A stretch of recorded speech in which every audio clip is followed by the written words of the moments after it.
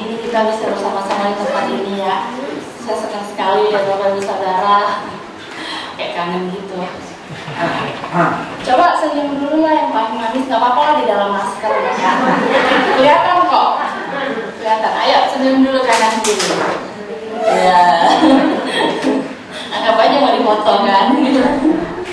Ya, kita masih di tema yang sama ya, kekuatan di dalam Kristus ya. Minggu ini minggu terakhir kita akan membahas kekuatan dalam Kristus.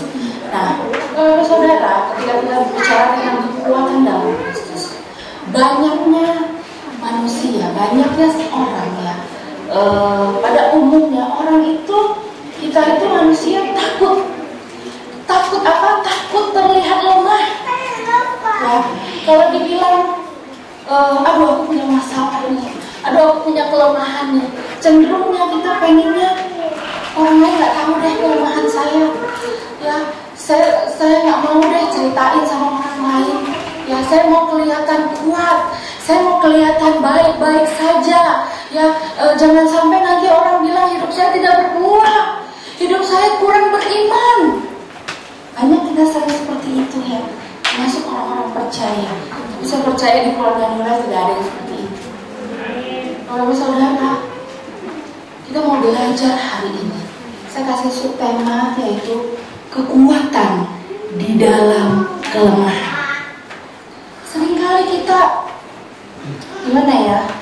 Seringkali kita pengennya keadaan kita itu sesuai semua dengan apa yang kita doakan. Ya, kita setiap hari berdoa itu sangat-sangat luar biasa, Bapak Saudara. Tapi pada pagi hari ini kita mau sama-sama belajar. Ya. Tidak semua doa dijawab Tuhan. Pada saat kita berdoa, mungkin udah dengan iman, mungkin udah dengan kekuatan kita, mungkin udah, aduh Tuhan udah, pokoknya saya berserah deh, udah seperti itu perasaan hati kita. Tapi Tuhan tetap tidak menjawab, atau jawabannya adalah no. Pengennya kita kan semuanya dijawab Tuhan yes, yes, yes, yes, yes gitu ya. Ada list doa. Ini terjadi dalam kehidupan saya, Bapak Saudara. Ketika waktu Papa mertua saya sakit, kami berdoa, tapi Tuhan berkata lain. Papa mertua harus dipanggil Tuhan. Kalau muncul intimidasi, saya tahu, karena yang sering disuruh doain ya di dalam keluarga suami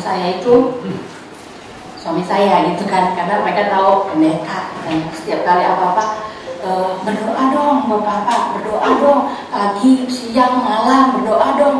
Padahal setiap orang percaya ada Tuhan yang sama ya. Tapi seringnya seperti itu. Dan ketika Bapak waktu kami dipanggil Tuhan, saya bertanya sama Tuhan, ada intimidasi seperti ini, kamu doain orang ya. Kamu banyak melayani orang lain, berdoa buat orang lain bisa sembuh. Tapi kenapa waktu kamu berdoa buat Papa malah dipanggil Tuhan? Itu menjadi pertanyaan. Tetapi semakin kita setiap hari bertumbuh ya, ada di satu titik pasti dalam kehidupan kita merasa sangat down. Ya, sangat lemah, sangat tidak berdaya, sangat putus asa. Ya, setiap manusia pasti ada pernah di titik seperti itu. Siapapun kita, apapun profesi kita, berapapun umur kita, ya, pasti ada di dalam satu titik yang dimana sepertinya, kok Tuhan gak jawab ya? Kok Tuhan diam ya? Kok Tuhan malahan menjawab doanya, kasih kenyataan berbalik dengan doa yang kita harapkan, jawaban doa yang kita harapkan. Bapak Saudara, ternyata bukan hanya kita, tetapi seorang Paulus juga pernah merasakan dan mengalami seperti itu. Mari kita baca di 2 Korintus 12 ya. Kita mau baca secara cepat ya. 2 Korintus 12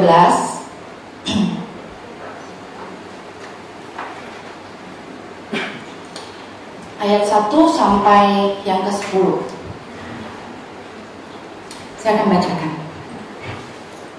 Perikopnya kalau di Alkitab kita ada judulnya Paulus menerima penglihatan dan penyataan. Ya, aku harus bermegah sekalipun memang hal itu tidak ada faedahnya. Namun demikian aku hendak memberitakan penglihatan dan penyataan-penyataan yang kuterima dari Tuhan. Luar biasa. Ayat 2, aku tahu tentang seorang Kristen. Dia katakan seperti itu, dia cerita. Aku tahu tentang seorang Kristen. 14 tahun yang lampau, entah di dalam tubuh, aku tidak tahu. Entah di luar tubuh, aku tidak tahu. Allah yang mengetahuinya. Orang itu tiba-tiba diangkat ke tingkat yang ketiga dari surga. Sebenarnya Paulus sedang menceritakan siapa? Paulus sedang menceritakan dirinya sendiri. Ya, tapi dia tidak bilang aku. Dia bilang ada seorang Kristen, ya, 14 tahun yang lampau katanya. Ayat 3, aku juga tahu tentang orang itu. Entah dalam tubuh, entah di luar tubuh. Diulang lagi, aku tidak tahu, Allah yang mengetahuinya. Dia tiba-tiba diangkat ke Firdaus. Bukankah sangat luar biasa? Ya. Ayat kedua dikatakan dia pernah diangkat ke tingkat ketiga dari surga. Siapa yang di sini pernah ke tingkat 3 surga? Coba lambaikan tangan.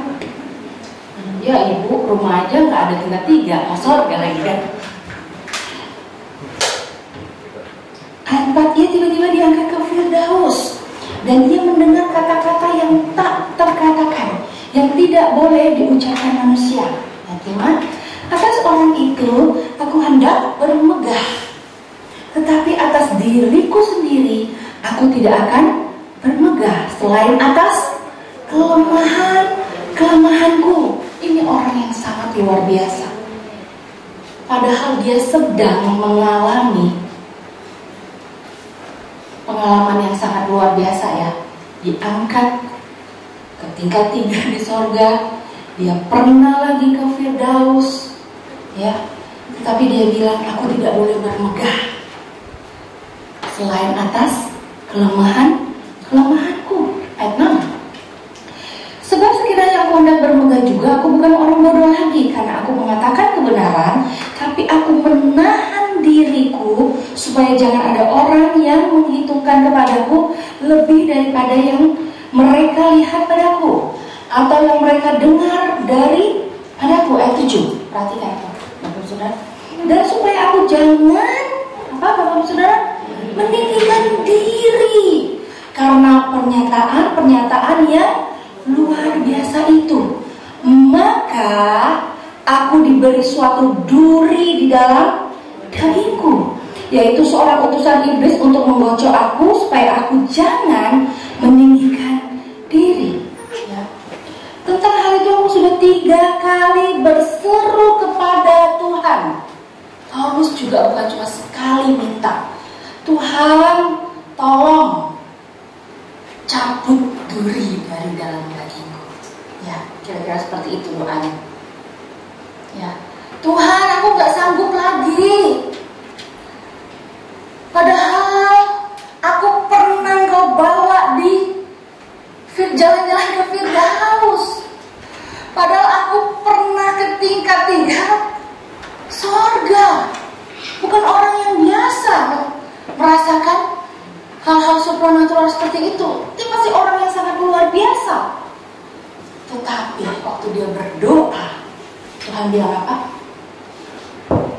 Tentang hal itu aku sudah 3 kali berseru kepada Tuhan supaya utusan iblis itu mundur daripadaku. Ayat 9 kata Tuhan. Tetapi jawab Tuhan kepadaku, mari kita baca 1, 2, 3. Cukuplah kasih karuniaku bagimu, sebab justru dalam kelemahanlah kuasaku menjadi sempurna. Sebab itu terlebih suka aku bermegah atas kelemahanku, supaya apa? Supaya kuasa Kristus turun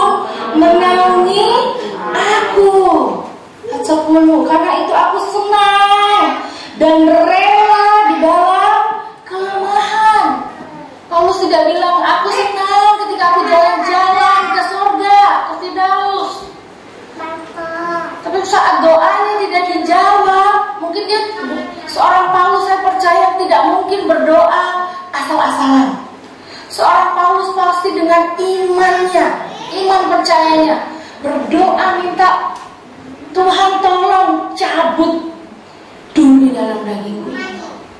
Gak tahan aku. Mungkin apa itu? Banyak penafsir yang menafsirkan ya.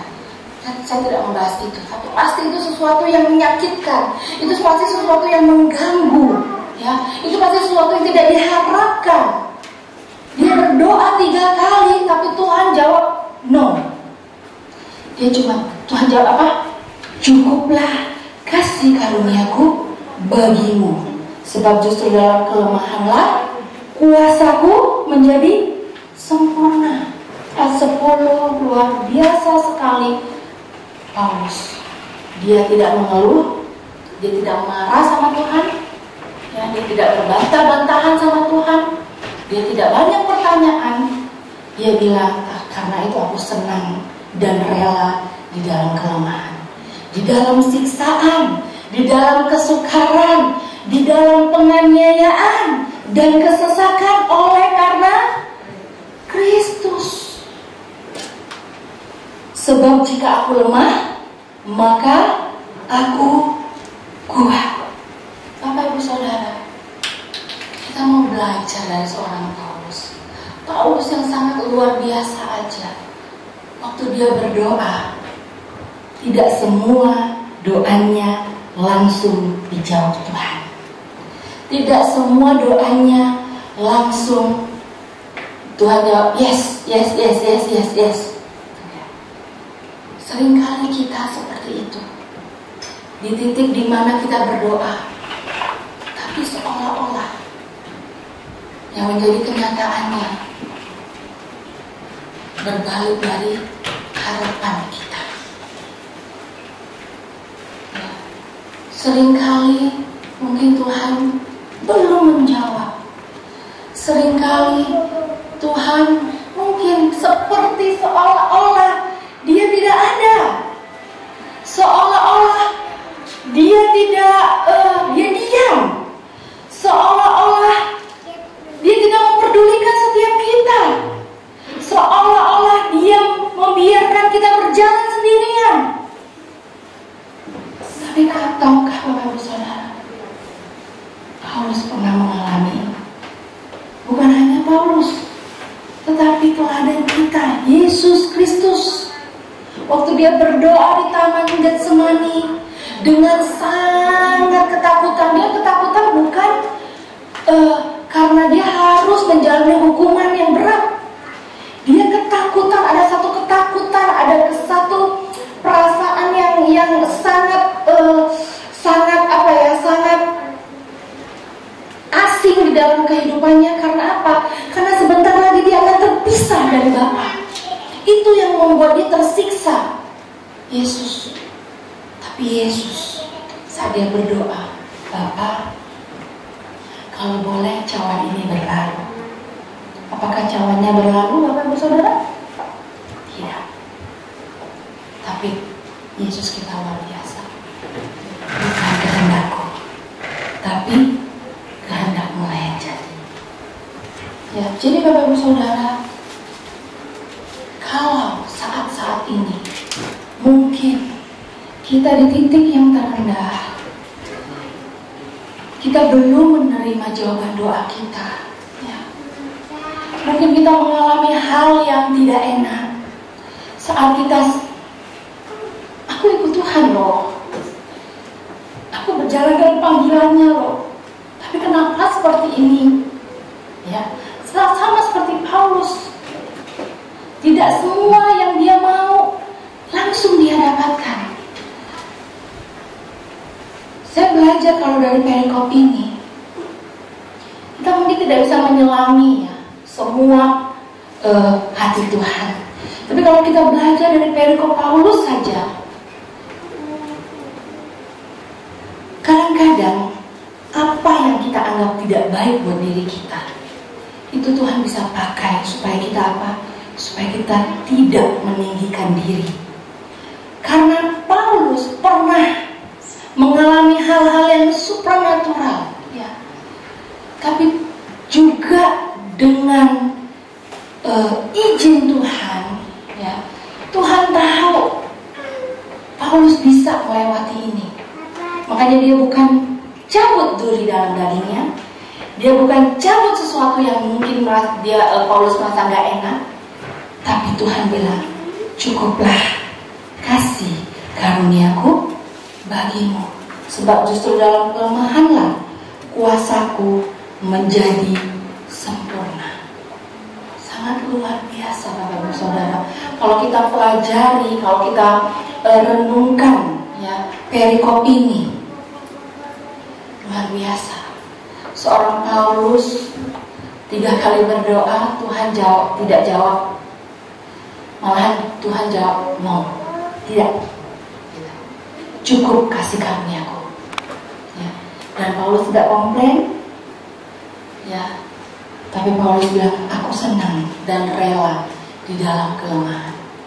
Malahan kalau kita lihat dan kita baca setiap kitab yang Paulus tulis, dia lebih banyak menulis tentang dia berbahagia saat dia menderita untuk pelayanan Kristus. Kalau kita baca ya, dia nggak bilang, oh saya sangat bahagia, Tuhan menolong saya, memberkati saya. Ya. Sekali aja dia tulis tentang dia pernah diangkat ke tingkat ketiga di sorga. Dia pernah jalan-jalan ke Firdaus. Di kitab ini aja, dan dia tidak sama sekali bilang aku.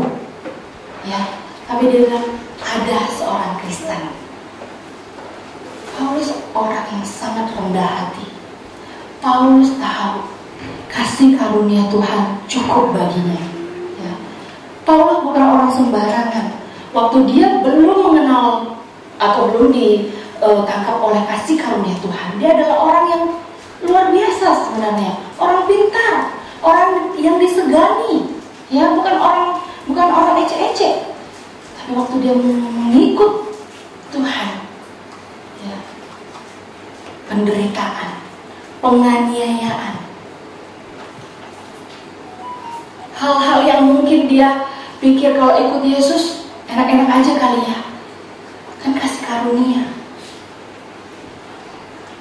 Pada pagi hari ini mari kita belajar Bapak-Ibu Saudara. Apa sih rahasianya Paulus? Kenapa Paulus bisa tetap kuat? Walaupun kalau kita melihat keadaan Paulus hidupnya, ya perjalanan hidupnya saat dia bertemu Yesus, ya dia berubah, Saulus menjadi Paulus, menjadi pelayan Kristus. Dia mendedikasikan seluruh hidupnya kepada Tuhan. Yang dia alami bukan jalan yang lurus, ya. Bukan jalan yang enak, tapi ada penganiayaan, ada air mata, ya mungkin ada kerugian, bukan hanya fisiknya yang sakit, tapi batinnya, hatinya, ya dia disalah mengerti, dia dimusuhi, dia nggak diterima, ya dia dianggap rendah, dia dianggap salah, difitnah sekalipun. Tapi dia tidak pernah mundur di dalam pelayanan. Malah dia bilang, Pak, aku sangat senang dan rela di dalam kelemahan, di dalam siksaan, di dalam kesukaran, di dalam penganiayaan, kesesakan, oleh karena Kristus. Jangan sampai kita, aku rela dalam kelemahan.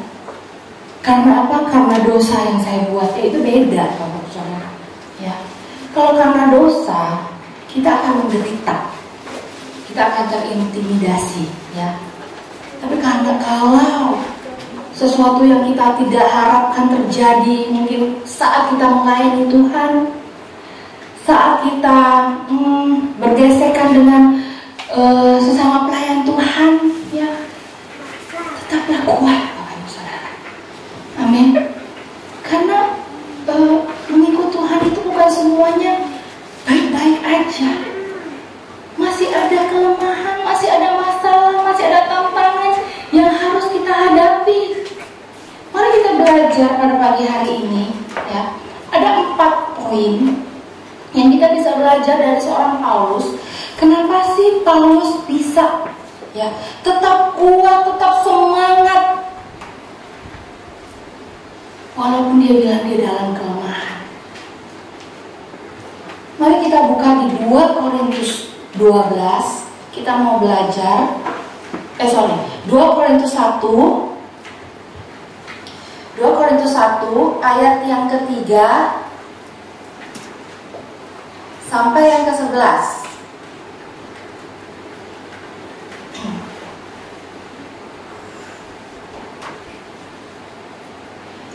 Ada 4 hal yang saya mau bagikan kepada Bapak Ibu Saudara pada pagi hari ini.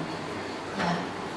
Terpujilah Allah Bapa Tuhan kita Yesus Kristus, Bapa yang penuh belas kasihan dan Allah sumber segala penghiburan. Ayat yang keempat, yang menghibur kami dalam segala penderitaan kami, sehingga kami sanggup menghibur yang berada dalam bermacam-macam penderitaan dengan penghiburan yang kami terima sendiri dari Allah. Yang pertama, kenapa Paulus bisa kuat dan dia bilang, saya senang dan rela dalam kelemahan saya. Saya senang dan rela dalam penganiayaan. Saya senang dan rela dalam siksaan. Ya, dalam mengikuti Kristus. Yang pertama adalah dia percaya Tuhan yang menjadi kekuatan dan penghiburan. Amin. Karena Tuhan sendiri yang menjadi kekuatan dan penghiburan. Di TSI-nya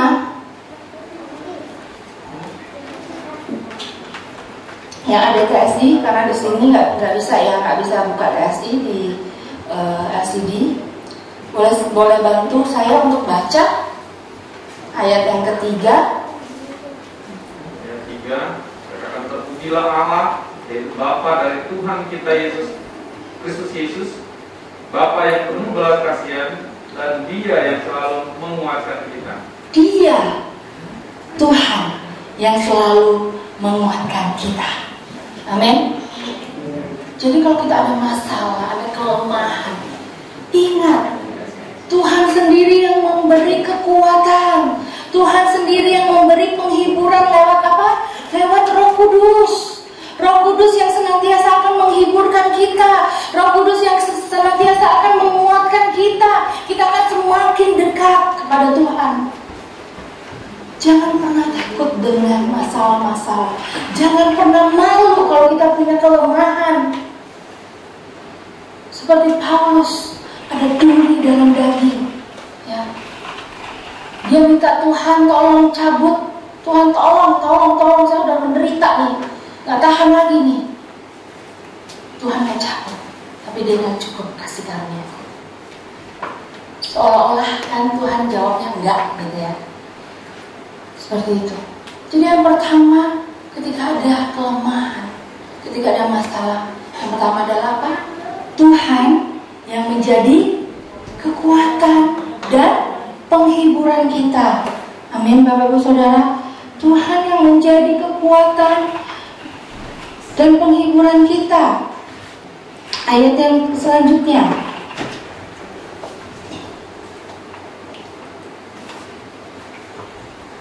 yang menghibur kami dalam segala penderitaan kami, sehingga kami sanggup menghibur mereka yang berada dalam bermacam-macam penderitaan dengan penghiburan yang kami terima sendiri dari Allah. Kalau TSI-nya seperti ini, saya bacakan ya Bapak Ibu Saudara. Dialah yang menguatkan kami sehingga kami sanggup menghadapi setiap penderitaan yang kami alami.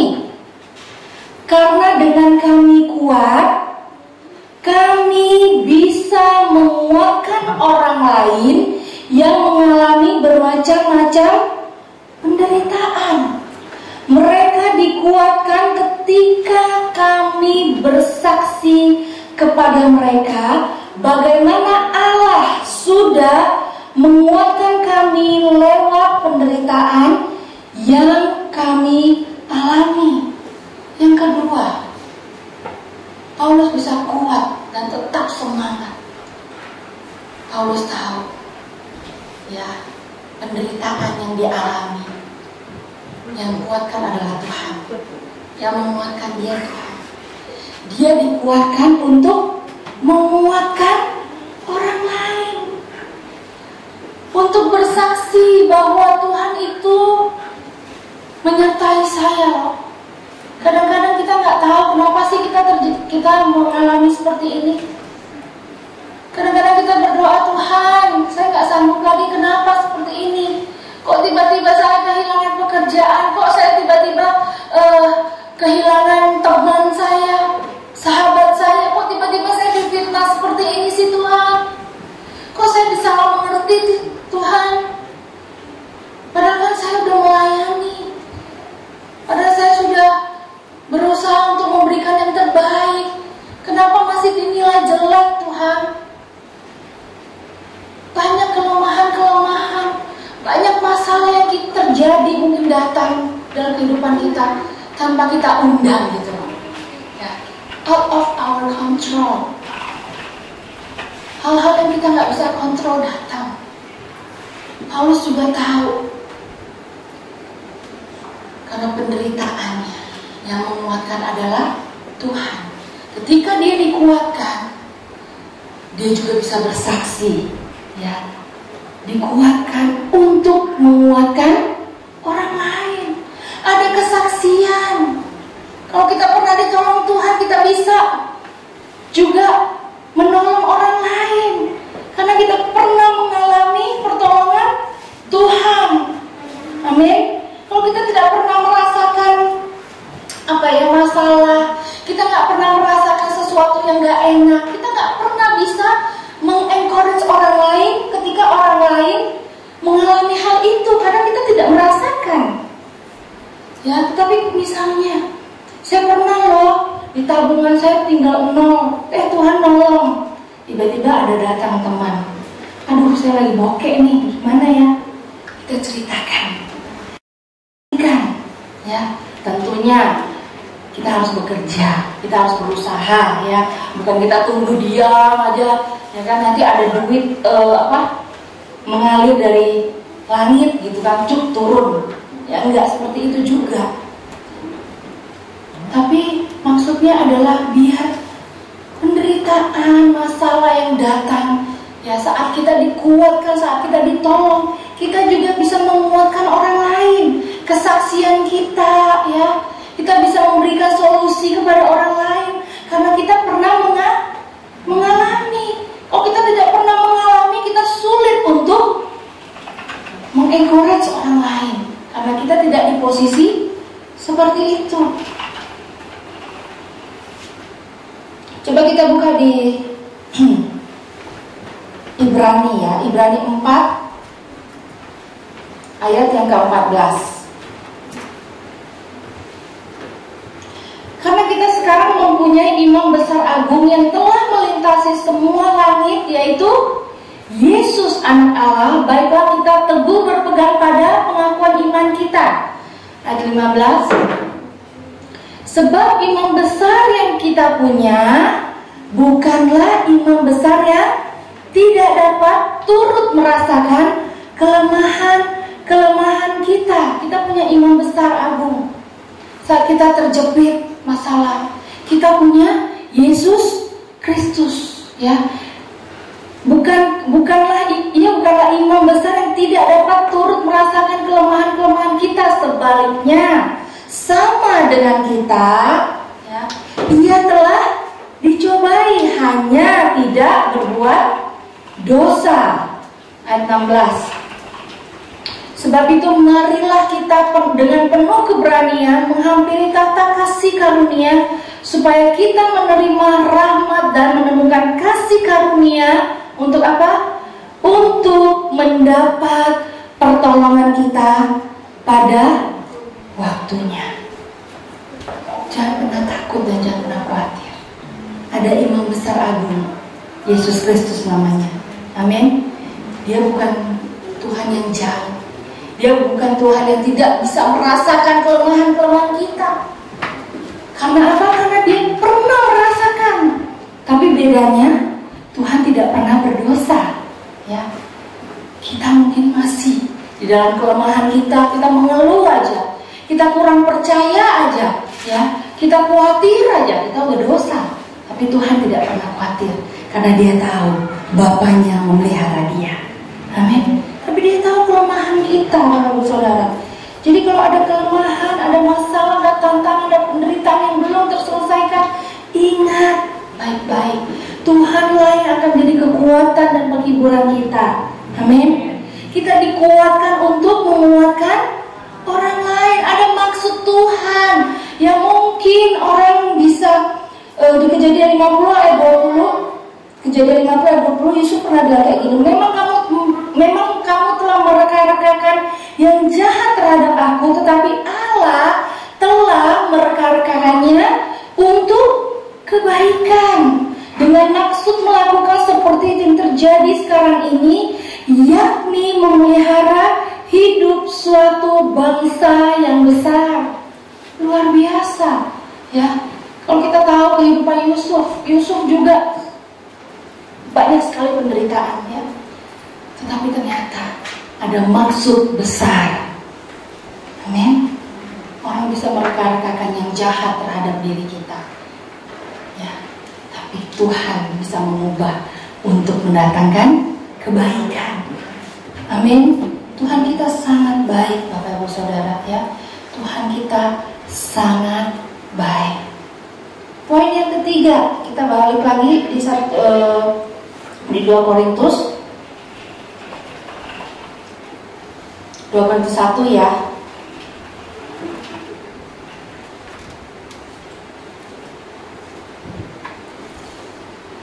Jika kami menderita, hal itu menjadi penghiburan dan keselamatan kamu. Jika kami dihibur, maka hal itu adalah penghiburan kamu, sehingga kamu beroleh kekuatan dengan sabar menderita kesengsaraan yang sama seperti yang kami derita juga. Ayat yang ke-7. Dan pengharapan kami akan kamu adalah teguh, karena kami tahu bahwa sama seperti kamu turut mengambil bagian dalam kesengsaraan kami, kamu juga turut mengambil bagian dalam penghiburan kami. Di TSI-nya sebenarnya ininya lebih jelas. Saya bacakan kepada Bapak Ibu Saudara, ya, yang ada TSI boleh dibuka. Contohnya, kalau kami dibuat menderita, hal itu adalah untuk menguatkan kalian dan demi keselamatan kalian juga. Dan ketika Kristus menguatkan kami, hal itu juga memberikan kekuatan kepada kalian, sehingga kalian bertahan dengan sabar waktu kalian mengalami penderitaan seperti yang kami alami. Ayat 7. Besar harapan kami terhadap kalian, karena kami tahu bahwa kalian juga menderita sama seperti kami menderita, maka kalian juga pasti akan dikuatkan olehnya seperti kami selalu dikuatkan. Jadi dikuatkan untuk menguatkan orang lain. Amin. Poin yang ketiga adalah tidak mengandalkan kekuatan sendiri. Mari kita buka di ayat 8. Di TSI dikatakan seperti ini. Saudara-saudari, kami mau supaya kalian tahu tentang penganiayaan kami alami di provinsi Asia. Kami mendapat beban yang berat. Di sana melebihi kekuatan kami, sampai kami putus asa atas hidup kami. Jadi keadaannya itu kadang-kadang kita pernah mengalami seperti ini, ya. Aduh, masalah ini gak selesai-selesai, ya. Jangan-jangan selamanya nih saya mengalami seperti ini. Paulus juga seperti itu, ya. Dia bilang bebannya sangat berat, ya, sepertinya melebihi kekuatan kami, sampai kami putus asa. Ayat 9. Bahkan waktu kami berpikir kami akan segera dibunuh, sepertinya kami sudah dihukum mati.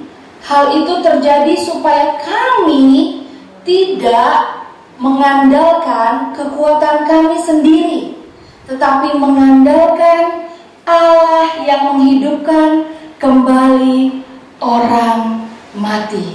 Di terjemahan barunya dikatakan, bahkan kami merasa seolah-olah kami telah dijatuhi hukuman mati. Ya. Kadang-kadang kita suka merasa bahwa masalah ini bisa selama-lamanya. Bapak Ibu Saudara, masalah nggak selama-lamanya. Ya. Masalah juga ada masa expirednya. Amin. Masalah ada masa expirednya. Jadi jangan merasa bahwa aduh matilah udahlah. Kalau ada masalah datang, ada kelemahan ya, ada tantangan, udahlah hidup saya ini udah end di sini deh. Jangan kita menaruh titik ya, saat Tuhan masih memberi koma di dalam kehidupan kita. Bukan segala-galanya. Penderitaan bukan segala-galanya. Penderitaan tidak bisa menghancurkan hidup kita. Kadang-kadang logika kita ya, seolah-olah kami telah dijatuhi hukuman mati. Tetapi hal itu terjadi supaya kami jangan menaruh kepercayaan pada diri kami sendiri. Ketika ada masalah datang, jangan pakai logika kita, jangan pakai kekuatan kita. Ya, jangan pikir bahwa udah habislah. Hidup saya udah selesai sampai sinilah. Saya nggak punya masa depan lagi lah. Saya nggak punya jalan keluar lagi lah. Udahlah sampai nanti saya mati ya begini terus lah. Jangan katakan itu Bapak Ibu Saudara. Jangan mengandalkan logika kita. Amin. Jangan mengandalkan kekuatan kita. Pertolongan Tuhan pasti datang tepat pada waktunya. Amin. Pertolongan Tuhan pasti datang tepat pada waktunya. Ayat selanjutnya, dari kematian yang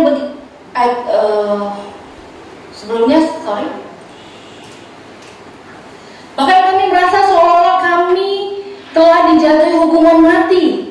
Tetapi hal itu terjadi supaya kami jangan menaruh kepercayaan pada diri kami sendiri, tetapi hanya kepada Allah yang membangkitkan orang-orang mati. Ya, mungkin bagi kita harapan kita udah nggak ada, tapi kita punya Tuhan. Kita punya Imam Besar Agung, amin. Kita punya Allah yang mampu membangkitkan orang-orang mati. Walaupun Paulus merasa bahwa aduh ini udahlah hukuman mati lah, udahlah nggak ada harapan lagi. Tetapi jangan andalkan kekuatan kita, jangan andalkan logika kita, jangan andalkan pikiran kita yang sangat sempit ini.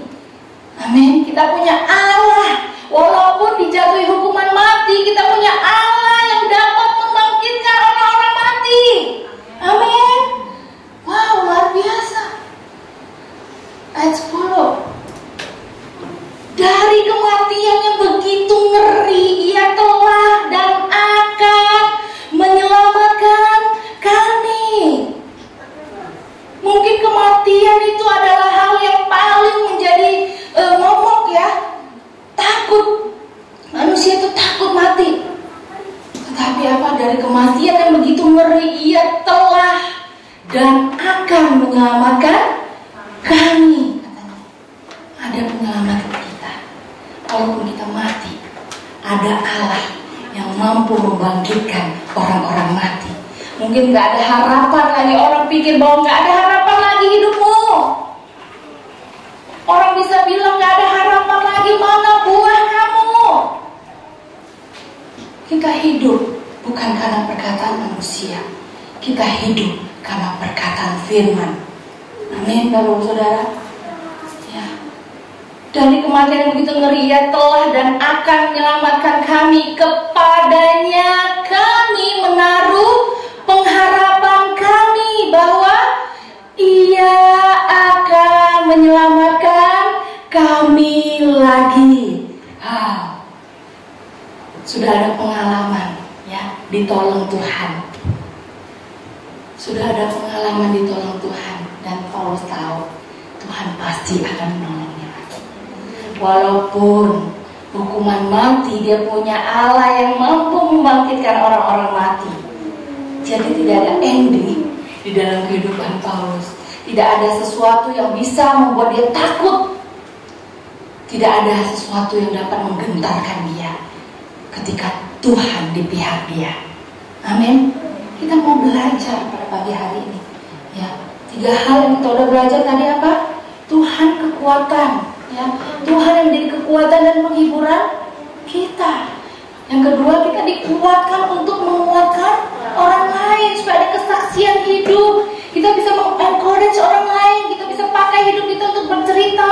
Ya, Tuhan pernah menolong saya, maka jangan pernah menyerah untuk hidupmu. Saya pernah merasakan di posisi kamu. Saya pernah loh sakit. Saya berdoa, minta angkat penyakit saya, nggak sembuh-sembuh kok. Tapi sekarang saya masih hidup tuh. Ya, kita bisa mengencourage orang. Yang ketiga, tidak mengandalkan kekuatan kita sendiri. Mari kita andalkan Tuhan, karena Tuhanlah satu-satunya yang dapat kita andalkan. Amin. Tuhanlah satu-satunya Allah yang tidak pernah menaruh titik di dalam kehidupan kita. Selalu ada pertolongan Tuhan, selalu ada penyertaan-Nya yang sempurna. Amin. Ya, jangan pernah kita andalkan mata jasmani kita melihat keadaan sekarang. Jangan pernah kita andalkan logika kita, pikiran kita. Jangan kita tambah-tambahkan, aduh matilah, udahlah, ending lah, the end lah, itulah, titik lah. Jangan. Ya, mari kita serahkan ya hidup kita sepenuhnya untuk Tuhan. Biar Tuhan yang akan berperkara menolong hidup kita. Amin. Yang keempat, yang terakhir, ayat 11. Karena kamu juga turut membantu mendoakan kami, supaya banyak orang mengucap syukur atas karunia yang kami peroleh berkat banyaknya doa mereka untuk kami. Kenapa Paulus bisa kuat? Yang keempat adalah karena terus ditopang di dalam doa. Terus ditopang di dalam doa. Makanya Bapak Ibu Saudara, di TSI-nya dikatakan kayak gini.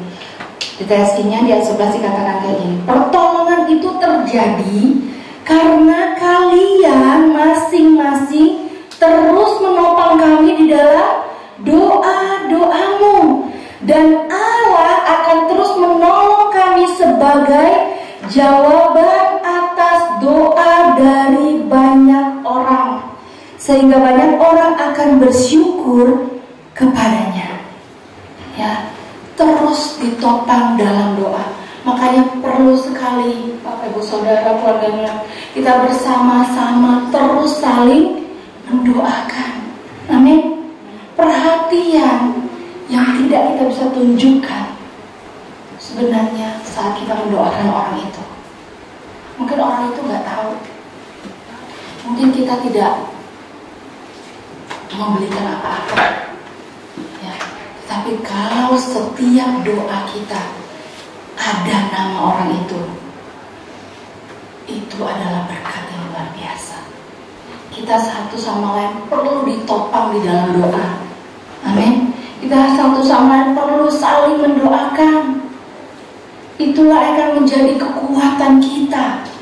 Amin. Kita kalau bersama-sama bergandengan tangan, itu punya power, punya kekuatan yang luar biasa. Ya, jangan ada lagi orang yang merasa aku lemah, aku nggak mampu, aku ini nggak enakan gitu ya. Kalau lagi dalam kelemahan, dalam masalah, nggak apa-apa, cerita sama orang yang kita bisa percayai. Supaya apa? Supaya kita saling bisa mendoakan. Amin. Kita bisa sama-sama saling mendoakan, ditopang dalam doa. Itu kekuatan yang luar biasa, Bapak Ibu Saudara. Kita harus sering mendoakan Bapak Gembala kita. Ya, kita keluarganya saling mendoakan sehingga kita tetap kuat. Ya, saat masalah datang, saat kita dalam keadaan yang mungkin gak enak, ya di titik terendah kita masih bisa kuat. Kita masih bisa tetap melayani Tuhan. kita masih bisa tetap melayani orang lain. Ya, kalau kita sendiri, kita jauh dari persekutuan, kita menyendiri, kita akan terus gampang ya ditipu oleh tipu muslihat iblis. Tipu muslihat iblis datang saat kita kadang-kadang kita sendiri, tidak di dalam persekutuan. Ya, kalau kita dalam persekutuan, ayo kita bersama-sama berdoa, saling mendoakan, ya, saling memperhatikan, saling menopang. Itu betapa indahnya ya. Itu betapa ada satu kekuatan gitu loh. Enggak usah orang memberkati secara materi ya, tapi kalau kita lagi down, orang kirim stiker aja ya, gitu ya, kan gimana ya perasaannya? Iya, kayaknya ada kekuatan gitu. Apalagi kalau kita bersama-sama saling mendoakan. Amin, Bapak Ibu Saudara. Ya, kita bisa kuat karena ada Tuhan yang jadi kekuatan dan Roh Kudus yang menghibur kita. Amin. Yang kedua apa? Kita dikuatkan untuk menguatkan orang lain. Yang ketiga, kalau kita mau kuat, jangan andalkan kekuatan sendiri. Mari andalkan Tuhan. Rencana Tuhan itu indah, luar biasa, tidak bisa terselangi mungkin. Ya, makanya kita perlu bersama-sama terus belajar firman, agar kita percaya janji-janjinya, ya, agar iman kita dikuatkan. Gitu. Harus belajar firman. Ya. Paksa diri kita untuk belajar firman. Paksa diri kita dalam persekutuan, saling mendoakan. Yang keempat apa? Terus saling menopang dalam doa. Amin, Bapak Ibu Saudara. Ya, ada 4 hal kita sama-sama belajar pada pagi hari ini.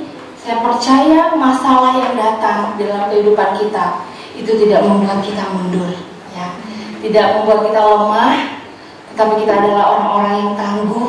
Kita adalah orang-orang yang kuat karena ada kekuatan Kristus dalam kehidupan kita. Amin. Karena ada penghiburan Roh Kudus yang menghibur diri kita. Amin. Karena kita tahu, ya, kita harus menguatkan orang lain. Ya, kita ada tanggung jawab kita untuk menguatkan orang lain. Jangan terus berfokus pada diri sendiri. Ya, jangan terus mengasihani diri sendiri. Ayo bersama-sama terus di dalam persekutuan. Supaya apa? Supaya kita kuat. Supaya kita kuat. Dan yang terakhir, mari kita terus saling mendoakan. Topang terus dalam doa, karena itu kita bisa bersama-sama menyelesaikan visi yang daripada Tuhan sampai akhirnya. Amin, Bapak Ibu Saudara. Ya, itu sekian dari saya. Tuhan Yesus memberkati.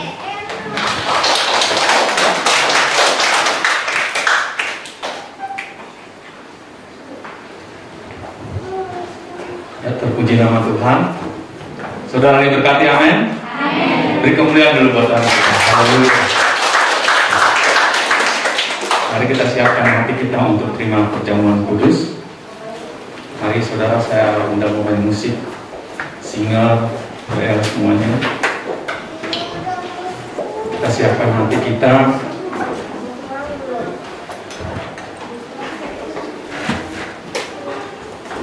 Haleluya Yesus. Haleluya Tuhan. Bapa, terima kasih Tuhan buat kebaikan dalam hidup kami. Terima kasih buat